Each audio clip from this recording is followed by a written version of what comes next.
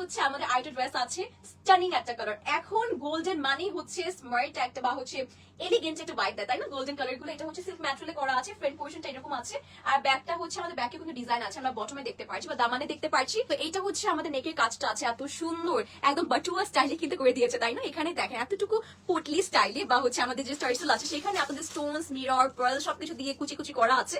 সাথে এই মিডল পোর্শনটা কিন্তু আমাদের কারচুপি ওয়ার্ক আছে, এটা কিন্তু আলাদা প্যানেল করে বসানো, খুব সুন্দর করে করা। কাজটা এতটা প্রিটি দেখে বুঝতে পারছেন।